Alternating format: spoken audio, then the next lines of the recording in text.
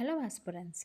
మన APPSC conduct చేసే ప్రతి ఎగ్జామ్స్లో కూడా జనరల్ స్టడీస్ కామన్గా ఉంటుంది. సో దానికి ఉపయోగపడేటట్టు మనం ఇప్పుడు ఈ పీవైక్యూ సిరీస్ అనేది స్టార్ట్ చేసాము. సో ఏ ఎగ్జామ్ రాసినా general studies paper common. Even forest section, forest beat officer, ఇంకా అదర్ ఎగ్జామ్స్ ఏ ఎగ్జామ్కైనా. సో అందులో జనరల్ స్టడీస్ పేపర్లో మనము సబ్జెక్ట్ వైజ్ పీవైక్యూస్ చేస్తున్నాం. We started with polity, and పాలిటీలో చాలా పేపర్స్ నేను డిస్కస్ చేశాను. దానికంటూ సెపరేట్ ఏమంటారు ఒక ప్లేలిస్ట్ కూడా క్రియేట్ చేశాననమాట, పాలిటీ పీవైక్యూ ఎనాలిసిస్ అని. సో ఎవరైతే కొత్తగా చూస్తున్నారో ఈ వీడియోస్ ఖచ్చితంగా సబ్స్క్రైబ్ చేసుకోండి ఛానల్ని, అండ్ ఆ వీడియోస్ ఖచ్చితంగా మీకు యూస్ఫుల్ ఉంటాయి. అండ్ ఈ సబ్జెక్ట్ అయిపోయినాక మనం నెక్స్ట్ ఇంకొక సబ్జెక్ట్ అయితే పీవైక్యూ ఎనాలిసిస్ చేద్దాం, ఓకేనా. సో ఇప్పుడు ప్రజెంట్ మనమైతే గ్రూప్ 2 పేపర్ని డిస్కస్ చేస్తున్నామండి. ఆల్రెడీ కొన్ని క్వశ్చన్స్ ఇప్పుడు డీటెయిల్గా మనం డిస్కస్ చేసాము. ఇప్పుడు రిమైనింగ్ క్వశ్చన్స్ ఒకసారి చూద్దాము. దాని తర్వాత ఇంకో 2 more పేపర్స్ పీవైక్యూస్ చూసి will shift to the next subject, ఓకేనా. అట్లా అన్నీ అయిపోయినాక మళ్ళీ రిమైనింగ్ పేపర్స్ని మళ్ళీ ఉన్న టైంలో మనకు టైం ఉంటే ఇంకా అవి కూడా డిస్కస్ చేద్దాం, ఓకేనా. ఇవి చేయడం వల్ల ఫస్ట్ థింగ్, మీరు ఇవి వింటున్నప్పుడు అండ్ మీరు చాలా కొత్త, అసలు ఈ పాలిటీ, హిస్టరీ ఇవన్నీ చాలా న్యూ టాపిక్స్, న్యూ సబ్జెక్ట్స్ మీకు, ఓకే. అప్పుడు మీరు ఏం చేయాలంటే ఖచ్చితంగా వాళ్ళైతే చేయండి. ఇవి ఆల్రెడీ తెలిసిన వాళ్ళైతే ఇట్స్ ఓకే, ఫైన్, మీరు మీ బుక్స్ని రివిజన్ చేసుకోవచ్చు. ఇది ఒక జస్ట్ ఒక ఏమంటారు గైడెన్స్ లాగా, దేనికి ఎక్కువ ఫోకస్ చేయాలని ఒక ఐడియా వచ్చేస్తుంది. కానీ ఎవరైతే ఇది కొత్తగా ఈ పాలిటీ సబ్జెక్ట్స్ కానీ, హిస్టరీస్, ఈ జనరల్ స్టడీస్ మొత్తం అంతా కొత్త అనుకున్న వాళ్ళు మాత్రం చేయాల్సింది ఏంటంటే, బద్ధకం అనేది పక్కన పెట్టి ఫస్ట్ పేపర్ అండ్ పెన్ మీ చేతిలో పెట్టుకొని నేను చెప్తున్న టాపిక్స్లో ఏమేమి వస్తున్నాయో, అంటే ఏ టాపిక్స్ వస్తున్నాయి వాటిని పక్కన రాసుకోండి. పాలిటీ అని హెడ్డింగ్ పెట్టుకొని టాపిక్స్ అన్నీ లిస్ట్ అవుట్ చేసుకోండి. అండ్ ఆ టాపిక్స్ ఖచ్చితంగా మీరు చదువుకోండి, ఓకేనా. ఎందుకంటే మనం చదవాలి అనుకుంటే ఇట్స్ లైక్ ఓషన్, చదవడానికి చాలా ఉంటుంది. అంత చదవడం అనేది తక్కువ టైంలో చాలా కష్టం, and it's not that important to.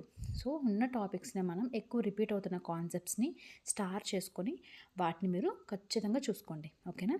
So let's go in to the topic. Question number 125. ఇది మనం ప్రీవియస్ పీవైక్యూస్ ఎనాలిసిస్లో కూడా ఇట్లా మనకి అంటే అంటే లైక్ డిఫరెంట్ కంట్రీస్ నుంచి మనం కాన్స్టిట్యూషన్ని రాస్తున్నప్పుడు కొన్ని ఫీచర్స్ని మనం తీసుకున్నాం. ఒకసారి అడిగారు, మళ్ళీ ఇప్పుడు రిపీట్ అయ్యిందనమాట. సో ఏంటో ఒకసారి చూద్దాం. ఫస్ట్ థింగ్ అయితే యూకే నుంచి మనం చాలానే తీసుకున్నాం. ఇక్కడ ఉన్న ఆప్షన్స్లో అయితే రూల్ ఆఫ్ లా అనేది మనం తీసుకున్నాం, ఓకేనా. నెక్స్ట్ ఐరిష్ కాన్స్టిట్యూషన్, అంటే ఐర్లాండ్ అని అర్థం. సో ఐర్లాండ్ నుంచి మనము directive principles of state policy అండి. అండ్ ఈ డైరెక్టివ్ ప్రిన్సిపల్స్ ఆఫ్ స్టేట్ పాలసీలో ప్రతి ఆర్టికల్ మీ ఫింగర్ టిప్స్లో ఉండాలి. బికాస్ సెవరల్ టైమ్స్, చాలాసార్లు ఏపీపీఎస్సీ తన ఎగ్జామ్స్లో అడుగుతుంది. సో అండ్ డిపిఎస్పికి సంబంధించిన కమిటీ కూడా మీరు నోట్ డౌన్ చేసుకోవాలి, okay.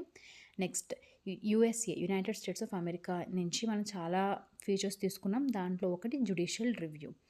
Next Canadian constitution, Canada నుంచి మనం ఏం తీసుకున్నామంటే రెసిడ్యుయల్ పవర్స్ అనే ఒక కాన్సెప్ట్ని మనం తీసుకున్నాం, ఓకేనా. సో నెక్స్ట్ క్వశ్చన్ చూద్దాము.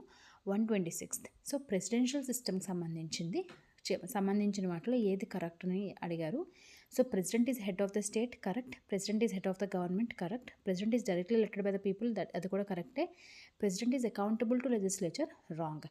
యాక్చువల్గా ఇది ఒకరు కమెంట్ సెక్షన్లో అడిగారు అసలు ఈ క్వశ్చన్ గురించి. సో నేను వాళ్ళకి చెప్తుంది ఏంటంటే, కన్ఫ్యూజ్ అవ్వద్దండి, ఇది ప్రెసిడెన్షియల్ సిస్టమ్, మనది పార్లమెంటరీ సిస్టమ్.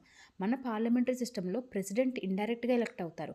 కానీ ఇక్కడ క్వశ్చన్ అనేది పార్లమెంటరీ సిస్టమ్ గురించి అడగట్లేదు, ప్రెసిడెన్షియల్ సిస్టమ్ గురించి అడుగుతున్నారు. అంటే ఏంటి, అమెరికా లాంటి దేశాల్లో మనం ప్రెసిడెన్షియల్ సిస్టమ్ అనేది ఫాలో అవుతున్నాం. సో అక్కడ మనకి డైరెక్ట్ ఎలక్షన్స్ ద్వారానే మనకి ప్రెసిడెంట్ని ఎలక్ట్ చేసుకుంటారు. So please don't get confused. Next question చూద్దాము. ఫైనాన్స్ కమిషన్ గురించి. So this commission examines the financial position of the local governments in the state, correct andi. Next, it also reviews the distribution of the revenue between the state and the local governments on the one hand, and between rural and urban local governments on the other hand, correct. So మనకి state finance commission అనేది ఒకటి ఉంటుంది, అలానే మనకి central లెవెల్లో కూడా finance commission కూడా ఉంటుంది. సో సెంట్రల్ లెవెల్లో ఫైనాన్స్ కమిషన్ అనేది ఆర్టికల్ 280 అనమాట. అదేం చేస్తుంది, అక్కడ సెంటర్కి అండ్ స్టేట్స్కి అది డబ్బులు పంచిపడుతుంది అనమాట, devolution of the funds, okay. So state finance commission article number నాకు కమెంట్ సెక్షన్లో చెప్పండి. అదే మన ఫైనాన్స్ కమిషన్ ఆఫ్ ఇండియాది అయితే ఆర్టికల్ 280, అది గుర్తుపెట్టుకోండి. Next, which of the following statements about the vice president of India are correct. ఒకసారి చూద్దాం ఏమి ఇచ్చారు. Vice president is elected for 5 years, కరెక్టే. The vice president acts as a ex officio chairman of the Rajya Sabha. అంటే ఏంటి ex officio అంటే ఒక పొజిషన్లో ఉండడం వల్ల వాళ్ళు ఆటోమేటిక్గా ఇంకో పొజిషన్కి కూడా ఎలిజిబిలిటీ వస్తారనమాట. సో వైస్ ప్రెసిడెంట్గా ఎలక్ట్ అవ్వడం వలన అతను చైర్మన్గా కూడా అతను ఎలిజిబుల్ అయిపోయారు. అంతే తప్ప చైర్మన్ అవ్వడం వల్ల అతను వైస్ ప్రెసిడెంట్ అవ్వలేదు. అక్కడ అది ఎక్స్ అఫిషియో అంటే అదనమాట. సో ఒక పొజిషన్లో మనం ఉంటే వాళ్ళు ఆ పొజిషన్లో ఉండడం వల్ల వాళ్ళు ఇంకొక పొజిషన్కి వాళ్ళ అర్హత అనేది తీసుకోవాలి, లైక్ ఎలిజిబిలిటీ అనేది వాళ్ళకి వస్తుందన్నమాట. Next vice president act as the president only until a new president is elected. అది కూడా కరెక్టే. ఓకేనా. సో మొత్తం అన్నీ కరెక్ట్. మనమైతే ఎఫ్ఎస్ఓ లాంటి ఎగ్జామ్స్కి వైస్ ప్రెసిడెంట్ అనే వ్యక్తి ఆర్టికల్ నెంబర్ గుర్తుపెట్టుకోవాలండి. ఖచ్చితంగా గూగుల్ చేసి కమెంట్ సెక్షన్లో చెప్పండి. ఇఫ్ నాట్ అట్లీస్ట్ నోట్బుక్లో నోట్ డౌన్ చేసుకోండి. Next, in which of the following hours members of the parliament are free to raise any matter that they think is important. So మనకి parliament proceedings గురించి ఇంకొంచెం డీప్గా చదివితే we have different hours, 0 hour, question hour అని చెప్పేసి. మనకి పార్లమెంట్లో 0 hour అని, క్వశ్చన్ అవర్ అని చెప్పేసి 2 hours ఉంటాయండి. క్వశ్చన్ అవర్లో ఏంటంటే ఏమైనా క్వశ్చన్స్ అడగాలంటే ముందుగానే, అంటే అవి డిఫరెంట్ టైప్స్ ఉంటాయి క్వశ్చన్స్లో. సో దానికి ఒక టైమింగ్ ఉంటుంది, దానికంటే ఒక ప్రొసీజర్ అనేది ఉంటుంది ముందుగానే చెప్పడం అట్లా. కానీ 0 hour అనేది ఏంటంటే ఆ గంటలో నచ్చిన క్వశ్చన్ ఎవరికైనా ఏదైనా వేయొచ్చు అనమాట. నో రూల్స్ అండ్ రెగ్యులేషన్స్, ఎలాంటి క్వశ్చన్ అయినా ఎవరికైనా రేస్ చేయొచ్చు. So that is 0 hour. Okay. So I think ఇంత డెప్త్ అవసరం లేదు, బట్ తెలుసుకోండి.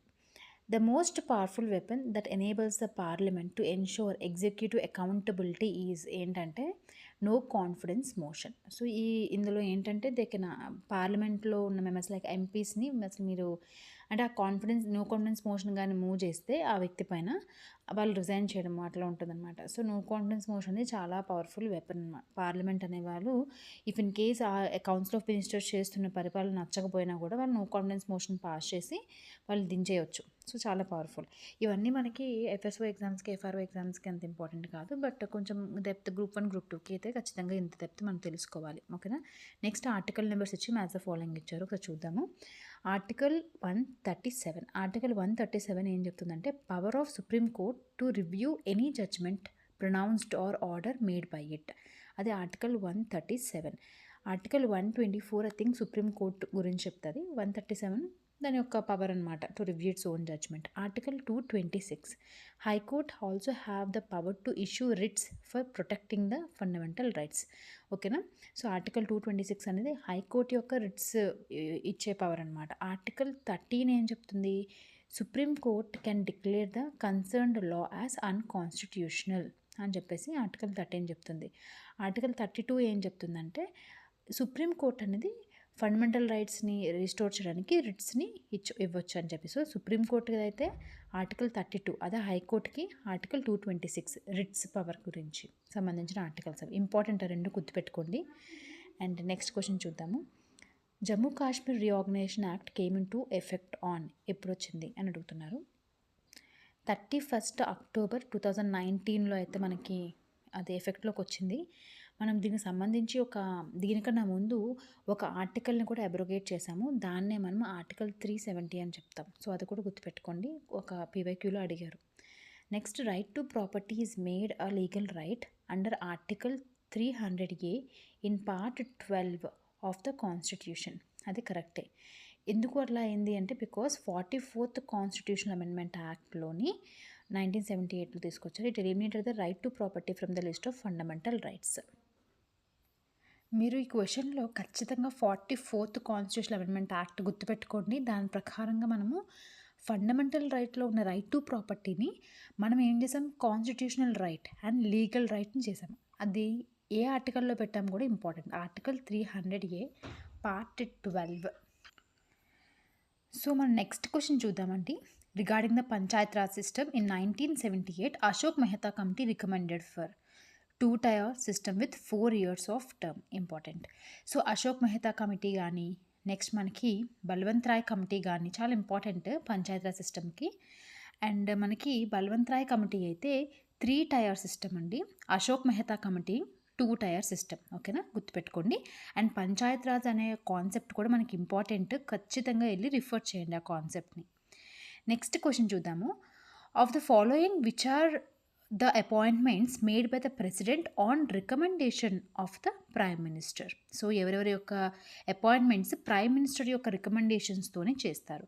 Chief justice of India, judges of supreme court and high court, attorney general of India and governors of state అందరికీ కూడా మనకి ప్రైమ్ మినిస్టర్ని లైక్ అతని యొక్క రికమెండేషన్తోనే ప్రెసిడెంట్ అనే వ్యక్తి అపాయింట్ చేస్తారు. So next question,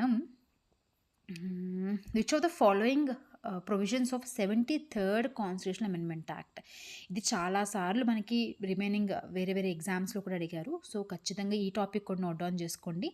and it was related to Panchayat Raj institutions which are correct. Okay na? The members of these bodies are directly elected by the people. Correct ఏనండి, మనమే కదా డైరెక్ట్గా వెళ్ళి మన సర్పంచ్ని ఎన్నుకుంటాం. So correct. Next, elections shall be held within a period of 3 months from the dissolution of the body. అది wrong, 3 months కాదు. ఓకేనా. Women have been given 1/3 reservation in the panchayats. కరెక్టే, 1/3 రిజర్వేషన్ ఇచ్చాము. అండ్ మనకి రీసెంట్గా మనము ఏ కాన్స్టిట్యూషనల్ అమెండ్మెంట్ యాక్ట్ తీసుకొని వచ్చి పంచాయత్ రాజ్ సిస్టమ్స్లో విమెన్ రిజర్వేషన్ ఉంది కదా, అలాగా మనకి లోక్సభ సీట్లలో కానీ రాజ్యసభ సీట్లలో కానీ ఈవెన్ ఎమ్మెల్యే సీట్లలో కానీ మనకి 1/3 ఆఫ్ ద రిజర్వేషన్ ఉండాలి విమెన్కి అని చెప్పి తీసుకొని వచ్చాము.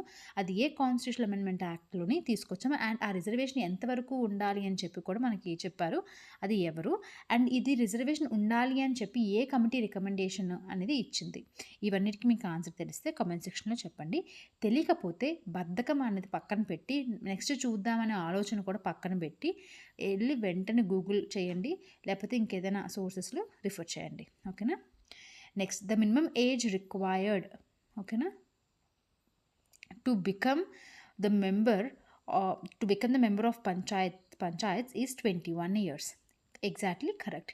సో మనకి 21 years ఉంటే మనము సర్పంచ్ అవ్వడానికి ఎలిజిబుల్. ఓకే, పంచాయత్ రాజ్ సిస్టంలో మెంబర్ అవ్వడానికి వీఆర్ ఎలిజిబుల్. అదే మనకి ఎంపీస్కి అయితే 25 years. అలా కాకుండా మనకి రాజ్యసభ కానీ లేకపోతే అట్లా ఎమ్మెల్సీ సీట్లలో కానీ కావాలంటే ఇట్ ఈస్ 30 years. అట్లా కాకుండా ప్రెసిడెంట్ అవ్వాలి లేకపోతే గవర్నర్ అవ్వాలి అంటే ఐ థింక్ ఇట్స్ 35 years. ఇట్లా కొన్ని ఇయర్స్ మనకు ఉంటాయి. అది కూడా మనం లిస్ట్ అవుట్ చేసినట్టున్నాము. ఒకసారి చెక్ చేయండి, లేదంటే ఒకసారి మీరు వేరే దాంట్లో రిఫర్ చేయండి. ఓకేనా. నెక్స్ట్ క్వశ్చన్ చూద్దాము. One of the most controversial articles in the constitution is article 356. Article 356 దేనికి సంబంధించింది? మనం దీని గురించి చాలాసార్లు, ఈ ఆర్టికల్ గురించి చాలాసార్లు నేను రిపీట్ చేశాను కూడా. ఆర్టికల్ 352 అయితే నేషనల్ ఎమర్జెన్సీ, ఆర్టికల్ 356 అయితే president rule. Okay, president rule. So మనకు నెక్స్ట్ ఆర్టికల్ 360 అయితే ఫైనాన్షియల్ ఎమర్జెన్సీ. ఓకే, దాని రీజన్ ఏమి ఇచ్చాడు, ఎందుకు అంత కాంట్రవర్షియల్ అవుతుంది? It is imposed when the government of the state cannot be carried on in accordance with the provisions of the constitution. ఓకేనా. So ఎందుకు అది అవుతుందంటే, ఎప్పుడు మనం ప్రెసిడెంట్ రూల్ ఇస్తాము, ఎప్పుడైతే స్టేట్స్ అనేవి దాని మన కాన్స్టిట్యూషన్ ప్రకారంగా అవి ఏమంటారు రూల్ చేయలేకపోతుందో అప్పుడు మనం దాన్ని ఇస్తామన్నమాట. సో మనం ఇవ్వడం వల్ల ఏమవుతుంది, మనకి సెంటర్కి స్టేట్కి ఎప్పుడు ఆ కాంట్రవర్సీ అనేది ఉంటుంది. ఇది ఎవరు ఇస్తారు? 356 ప్రెసిడెంట్ రూల్ ఎవరు ఎవరు చేస్తారు? ప్రెసిడెంట్ చేస్తారు. ఎవరి యొక్క రికమెండేషన్తో? జనరల్గా గవర్నర్ యొక్క రికమెండేషన్. సో గవర్నర్ అనే పోస్టే ఎప్పుడు కాంట్రవర్షియల్ అనమాట. So it is correct explanation also. Okay, next question చూద్దాము. Mandamus normally is not issued to government for making laws. ఓకేనా. సో మాండమస్ అనేది ఒక రిట్. మనం ఇందాక రిట్ గురించి చదివినప్పుడు సుప్రీంకోర్టుకి హైకోర్టుకి రిట్స్ అనేవి article 32 and article 226 if I'm not wrong అని చెప్పేసి మనం పీవైక్యూస్లో చూసాం ఇందాకనే. సో దానికి సంబంధించిన ఒక రిట్ మాండమస్ అనే మనం ఆ డిఫరెంట్ టైప్స్ ఆఫ్ రిట్స్ గురించి కూడా మనం డిస్కస్ చేసాం. బికాస్ మన పీవైక్యూస్లో అడిగారు ఎక్కడో ఏదో పేపర్లో అడిగారు దాని గురించి. ఓకేనా. సో మాండమస్ అనేది ఏంటంటే జనరల్గా కమాండ్ చేయడం. మాండమస్ అంటే కమాండ్ చేయడం అనమాట. So normal it is not issue to the government for making law. ఎందుకు అట్లా అంటే because mandamus cannot lie in the absence of policy. Once policy is laid down, terms of policy can be enforced. కరెక్టే కదా. Mandamus అనేది ఏంటంటే command చేయడం, గవర్నమెంట్ని command చేసి నీ పని నువ్వు చెయ్యి, ఇందులో ఇలా ఉంది, సో నువ్వు అలా చేయాలి, అది నీ నీ కర్తవ్యం అని చెప్పేసి చెప్పడం. సో గవర్నమెంట్ అనేది మరి లా చెయ్యు అని చెప్పి గవర్నమెంట్ ఇన్స్టిట్యూషన్స్కి మాండమస్ అనే రిట్ని ఇష్యూ చేయలేదు కదా. సో ఖచ్చితంగా మనకు ఆల్రెడీ లాలో ఈ ఈ యొక్క ఇన్స్టిట్యూషన్ ఈ పనులు చేసేయాలి, ఇది దీనికి రెస్పాన్సిబుల్, ఇది చేయాలి, వర్క్ చేయాలని అలాట్ చేస్తేనే దాన్ని బట్టి మనకి సుప్రీంకోర్టు అనేది మాండమస్ అనే రిట్ రిలీజ్ చేస్తుంది ఆ ఇన్స్టిట్యూషన్కి. అండ్ వాళ్ళు ఆ లా ప్రకారంగా వాళ్ళ యొక్క పనులు చేయాలి అని చెప్పి కమాండ్ చేయగలదు కదా. So both are correct and it is a correct explanation also. Next question చూద్దాము. Directive principles of state policy. So the directive principles of state policy are not capable of being independently enforced, okay, in a court of law. కరెక్టేనా అంటే yes, it is not independently enforced by the court of law. The act as guide post for legislation. అవును, directive principles of state policy అనేది ఇట్లా state governments కానీ central government కానీ ఎట్లా loss చేయాలి అని చెప్పి ఒక గైడెన్స్ లాగా ఉంటాయి అందులో ఉన్న ప్రొవిజన్స్ అన్నీ కూడా. So it is a guidance for the legislation also. కానీ అది ఎందుకు it is not capable of being independently enforced in the court of law అనేది చెప్పలేదు. బికాస్ మనకి directive principles of state policy అనేది ఒకవేళ ఎన్ఫోర్స్ చేయకపోయినా స్టేట్ గవర్నమెంట్స్ పైన మనం ఎలాంటి సుప్రీంకోర్టుకి వెళ్ళి వాళ్ళు ఇది చేయడం లేదు, డైరెక్టివ్ ప్రిన్సిపల్స్ ఆఫ్ స్టేట్ పాలసీలో ఇలా ఉంది కానీ వీళ్ళు చేయడం లేదని చెప్పడానికి ఏం లేదనమాట. So they are non justiciable in nature. It is not correct explanation, but both are correct. So DPSP గురించి అయితే ఖచ్చితంగా చదవండి, ఓకేనా. నెక్స్ట్ చూద్దాము ఇండియన్ కాన్స్టిట్యూషన్ గురించి. So ownership and control of the material resources of the community are so distributed as best to subserve the common good. కరెక్టేనండి అది, ఓకేనా. Operation of the economic system does not result in the concentration of wealth and means of production to the common detriment. ఒక విషయం చెప్పిన ఈ రెండు provisions కూడా మనకి ఐ థింక్ ఆర్టికల్ 39లోని డిఫరెంట్ సబ్ క్లాసెస్ ఉంటే దాంట్లో ఉన్నాయి, ఓకేనా. సో ఇది కూడా డిపిఎస్పిలో ఉన్న ఆర్టికల్స్. సో డిపిఎస్పి ఆర్టికల్స్ చెప్తున్నాను ఫింగర్ టిప్స్లో ఉండాలి ఖచ్చితంగా, because multiple questions they are asking on DPSP, పర్టికులర్గా మన ఏపీపీఎస్సి జనరల్ స్టడీస్ పేపర్లో అయితే. Directive principles of state policy contain which of the following. So ఏమేమి ఉన్నాయో ఒకసారి చూద్దాము. ఫ్రీ లీగల్ ఎయిడ్ ఉంది, ఎగ్జాక్ట్లీ ఉంది అండి, ఫ్రీ లీగల్ ఎయిడ్ అనేది ఉంది. మ్యాటర్నిటీ రిలీఫ్ కూడా ఉంది, అంటే నెక్స్ట్ మనకి లివింగ్ వేజెస్కి సంబంధించింది కూడా ఉంది. And safeguarding of the forest అది కూడా ఉంది. And then protection of the monuments అది కూడా ఉందండి. సో అన్ని ప్రొవిజన్స్ ఉన్నాయి. మీకు వీలుంటే ఆర్టికల్ ఫ్రీ లీగల్ ఎయిడ్ అంటే ఆర్టికల్ 39A, ఓకే, అది ఏ కాన్స్టిట్యూషన్ అమెండ్మెంట్ యాక్ట్ ద్వారా యాడ్ చేశారో నాకు కామెంట్ సెక్షన్లో చెప్పండి. అలా మిగతా అన్నిటికీ కూడా మనకి ఆర్టికల్ నెంబర్స్ ఉన్నాయి. ఎలానో చాలా ఇంపార్టెంట్ కాబట్టి మీరు మీ దగ్గర ఉన్న సోర్స్ రిఫర్ చేయండి, లేదంటే అట్లీస్ట్ గూగుల్ చేసైనా ఈ ఆర్టికల్స్ అన్నీ కూడా నాకు కామెంట్ సెక్షన్లో చెప్పండి. మీకు ఉపయోగపడుతుంది, నాకు కాదు, మీకు ఉపయోగపడుతుంది అలా చేయడం వల్ల. ఆర్టికల్స్ అన్నీ కూడా మీరు ఇక్కడ మొత్తం ఇచ్చిన ప్రొవిజన్స్ అన్ని ఆర్టికల్స్ కూడా మీరు ఒక్కసారి చదువుకొని అవి గుర్తు చేసుకొని కామెంట్ సెక్షన్లో చూడకుండా రాయడానికి ట్రై చేయండి, ఓకేనా. నెక్స్ట్ క్వశ్చన్ చూద్దాము. Panchayats have responsibilities in respect of which of the following as per the 11th schedule. So panchayats అనగా మనకి 73rd కాన్స్టిట్యూషన్ అమెండ్మెంట్ యాక్ట్ గుర్తు రావాలి. అది 11th షెడ్యూల్ అనేది దానికి సంబంధించిన షెడ్యూల్ అండి. ఆ 11th షెడ్యూల్లో మనకి ఎన్ని సబ్జెక్ట్స్ అన్ని లిస్ట్ అయి ఉంటాయి? We have 29 subjects. If I'm not wrong 29 subjects ఉంటాయి అనుకుంటున్నాను. సో ఆ 29 సబ్జెక్ట్స్లో కొన్ని సబ్జెక్ట్స్ అనేవి ఇందులో ఇచ్చారు. సో దేనికి సంబంధించి అది ఉందా లేదా మనం చెక్ చేసుకోవాలి, ఓకేనా. సో మనకి లైబ్రరీస్ అనేవి పంచాయతీ యొక్క రెస్పాన్సిబిలిటీస్ అనండి. సో ఆ పర్టికులర్ విలేజెస్లో లైబ్రరీస్ అనేవి పెట్టడం అనేది దాని యొక్క రెస్పాన్సిబిలిటీస్. ఒకటి next regulation of the slaughter houses, అవి యాక్చువల్గా మనకి దాని యొక్క రెస్పాన్సిబిలిటీ కాదనమాట. Next burials and burial grounds, ఇవన్నీ కూడా మనకి regulations of slaughter houses, burial grounds ఇవన్నీ కూడా మనకి 12th షెడ్యూల్లోని మున్సిపాలిటీకి సంబంధించిన సబ్జెక్ట్స్ అండి, ఓకే. నెక్స్ట్ మనకి even regulation of the land use కూడా అవన్నీ కూడా మనకి దాని యొక్క ఎవరికి మున్సిపాలిటీస్ యొక్క రెస్పాన్సిబిలిటీస్. ఒక్క లైబ్రరీస్ మాత్రమే ఇక్కడ మెన్షన్ చేశారు. రిమైనింగ్ 29 కదా, మిగతా రిమైనింగ్ 28 సబ్జెక్ట్స్ కూడా ఒకసారి చూడండి, సో దట్ మనకు గుర్తుంటాయి, okay. Municipalities have the constitutional responsibilities in respect of which of the following as per the 12th schedule. ఇక్కడ నెక్స్ట్ క్వశ్చన్ అదే ఇచ్చేసారు. సో క్యాటిల్ పౌండ్స్ అనేది దాని యొక్క మెయిన్ రెస్పాన్సిబిలిటీ. ఈ స్మాల్ స్కేల్ ఇండస్ట్రీస్ కానీ నాన్ కన్వెన్షనల్ ఎనర్జీ సోర్సెస్ ఇవన్నీ కూడా వొకేషనల్ ఎడ్యుకేషన్ ఇవన్నీ కాదనమాట, ఓకేనా. సో ఒకసారి ఆ సబ్జెక్ట్స్ అనేవి ఒక్కసారి ఒక రీడింగ్ ఇచ్చారనుకోండి, ఒక ఐడియా ఉంటుందన్నమాట. నెక్స్ట్ క్వశ్చన్ చూద్దాము. There is no fundamental right to marry, okay. There is no fundamental right to marry. Right to travel abroad comes under the purview of the fundamental rights, ఓకేనా. So ఏది correct ఏది wrong. So మనకి ఎక్కడ కూడా right to marry అనేది fundamental right అనేది ఏమీ లేదు. ఓకేనా. బట్ వీ హ్యావ్ లైక్ ఇండైరెక్ట్గా ఉంది, లైక్ రైట్ టు లైఫ్లో we have right to choose our own choices అట్లా ఉంటుంది అనమాట. రైట్ టు పర్సనల్ లిబర్టీ అని చెప్పేసి ఉంటుంది. సో అలా అయితే ఇండైరెక్ట్గా ఉంది. But there is no direct fundamental right to marry. Okay. So that was wrong, like that was right. There is no fundamental right to marry. Next right to travel abroad comes under the purview of the fund. Yes, అది కూడా ఉంది, మనం ఎక్కడికైనా వెళ్ళొచ్చు అనమాట. So both statements are correct. Next question చూద్దాము. Which of the following is not a fundamental duty as mention in the constitution. So pen paper పట్టుకున్న ప్రతి ఒక్కరు కూడా ఫండమెంటల్ డ్యూటీ అని హెడ్డింగ్ పెట్టి దానికి ఒక స్టార్ మార్క్ పెట్టుకోండి. సో ఫండమెంటల్ డ్యూటీస్లో లేనిది, మెన్షన్ చేయలేనిది అని చెప్పేసి అడుగుతున్నారు. To safeguard public property and to observe violence, అది ఉంది ఫండమెంటల్ డ్యూటీ అనేది. ఓకేనా. To value and preserve the rich heritage of country's composite culture, అది కూడా ఉంది. To protect the elderly differently abled and children, అది ఆ ప్రొవిజన్ అయితే లేదు. To promote harmony in the spirit of common brotherhood, అది కూడా మనకి ఫండమెంటల్ డ్యూటీస్లో మెన్షన్ చేశారండి. ఫండమెంటల్ డ్యూటీస్ అనగా మనకి ఆర్టికల్ 51A గుర్తు రావాలి. అది 42nd కాన్స్టిట్యూషన్ అమెండ్మెంట్ యాక్ట్ ద్వారా మనం యాడ్ చేసి మనకు గుర్తు రావాలి.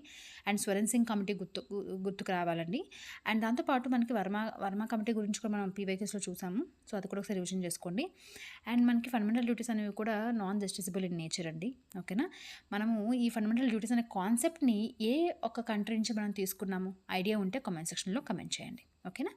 నెక్స్ట్ అట్లా మొత్తం ఫండమెంటల్ డ్యూటీస్ అనే కాన్సెప్ట్ అంతా కూడా మనకి ఇట్లా ఫింగర్ టిప్స్ మీద ఉండాలండి, ఈ కాన్సెప్ట్ కూడా. ఓకేనా. Next representation of the people's act గురించి క్వశ్చన్ అడిగారు. So under section 81 of the representation of the people's act 1951 no election can be called in question except by an election petition presented in accordance with the provision of this part అని చెప్పారు. So it was not wrong, the section number is not correct. Okay. Only the high courts have original jurisdiction on deciding on election petitions, అది కరెక్టేనా? Yes, it is correct. An election petition calling in question an election shall be filed within time period of 30 days from date of declaration of the result, అది కూడా wrong అనమాట. So యాక్చువల్గా మనకి representation of peoples act, ఈ act గురించి ఇంత deep మన ఎగ్జామ్కి అయితే అవసరం లేదు. So I don't want to confuse you with this question. Next క్వశ్చన్కి వెళ్దాము. జ్యుడిషియరీ గురించి అయితే ఇంపార్టెంటే, ఒకసారి చూద్దాం. Any retired judge of the Supreme Court of India can be called back to sit and act as a Supreme Court judge by the Chief Justice of India with the prior permission of the President of India అండి. అది exactly correct. ఓకేనా. So మనకు chief justice of India అనే వ్యక్తి already retire అయిపోయిన కొంతమంది supreme court జడ్జెస్ని మళ్ళీ పిలిచి మళ్ళీ పని చేయొచ్చు అనమాట. ఎవరి యొక్క పర్మిషన్ ముందుగా తీసుకోవాలంటే ప్రెసిడెంట్ యొక్క పర్మిషన్ ముందుగా తీసుకొని ఆ పని చేయొచ్చు.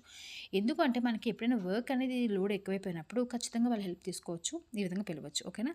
వాళ్ళకి ఒక నేమ్ కూడా ఉంది. ఓకేనా. అదేంటో మీకు తెలిస్తే కమెంట్ సెక్షన్లో చెప్పండి. A high court in India has a power to review its own judgment as a supreme court does although there has been no specific power of review conferred on it by the constitution, అది కూడా correct. మనకి సుప్రీంకోర్టులో మనకి పర్టికులర్గా article number కూడా ఉంది, ఇందాక చదివాం మనం 137 అనేసి, ఆర్టికల్ 137 దాంట్లో ఇచ్చిన జడ్జ్మెంట్ అది రివ్యూ చేసుకోవచ్చు. ఓకేనా. కానీ హైకోర్టుకి అట్లా ఉంది, కానీ పర్టికులర్గా ఎలాంటి కాన్స్టిట్యూషన్లో ఎలాంటి ఆర్టికల్ నెంబర్ లేదనమాట. ఓకేనా. సో రెండు కరెక్టే. నెక్స్ట్ మనకి 42nd కాన్స్టిట్యూషన్ అమెండ్మెంట్ యాక్ట్ చాలా ఇంపార్టెంట్. దీని ద్వారా చాలా మార్పులే తీసుకొచ్చాము మన కాన్స్టిట్యూషన్లో, అందుకే దాన్ని మనము మినీ కాన్స్టిట్యూషన్ అని అంటాం. దాని రీజన్ ఏంటి అంటే because 42nd constitution amendment act తీసుకొని వచ్చిన తర్వాత మనం చాలా చేంజెస్ తీసుకొచ్చాం. ప్రియాంబుల్కి కానీ చాలా ఆర్టికల్స్ ఇన్సర్ట్ చేసాం, చాలా థింగ్స్ మార్చామన్నమాట కాన్స్టిట్యూషన్లో. అది రీజన్ అవుతుంది. కానీ ఇక్కడ ఏమి ఇచ్చాడు, article 42nd constitution amendment act, article అని చెప్పాను, ఆర్టికల్ కాదు, the 42nd constitution amendment act made changes to the preamble, okay, the 7th schedule and to 54 articles of the constitution అని అన్నాడు. ప్రియాంబుల్లో అయితే తీసుకుని వచ్చిన చేంజెస్. ఓకేనా. 7th షెడ్యూల్లో చేంజ్ 54 ఆర్టికల్స్ అనేది it's not wrong. Okay. It's wrong. It's 54 articles కాదు, ఇంకా ఆర్టికల్స్ ఎన్ని అనేవి ఇక్కడ రాంగ్ ఇచ్చారండి. నాకు తెలిసి అయితే ఇది రాంగ్ ఆర్టికల్స్. ఐ థింక్ వేరే నెంబర్ ఉంటుంది, నాకు ఎగ్జాక్ట్గా గుర్తులేదు కాబట్టి ఇక్కడ మెన్షన్ చేయట్లేదు. బట్ మనకి తెలుసుకోవాల్సింది ఏంటంటే 42nd constitution amendment act. So అదనమాట 42nd కాన్స్టిట్యూషన్ అమెండ్మెంట్ యాక్ట్ని మినీ కాన్స్టిట్యూషన్ అని అంటాం. ప్రియాంబుల్లో కూడా మనం తీసుకొచ్చిన చేంజెస్ అనేవి 42nd కాన్స్టిట్యూషన్ అమెండ్మెంట్ యాక్ట్ ద్వారా నేను తీసుకొచ్చాము. సో అది ఆ మాత్రం అయితే గుర్తుపెట్టుకోండి ఖచ్చితంగా. సో ఎన్ని నెంబర్ ఆఫ్ ఆర్టికల్స్ అనేది కొంచెం లిటిల్ డెప్త్ క్వశ్చన్ అండి. ఎన్ని నెంబర్ ఆఫ్ ఆర్టికల్స్ చేంజ్ చేశారనేది మనం గుర్తుపెట్టుకోం జనరల్గా. సో అంత ఇంపార్టెంట్ అయితే కాదు, ఒకసారి చెక్ చేస్తే మంచిది. ఓకేనా. నెక్స్ట్ క్వెషన్ చూద్దాము.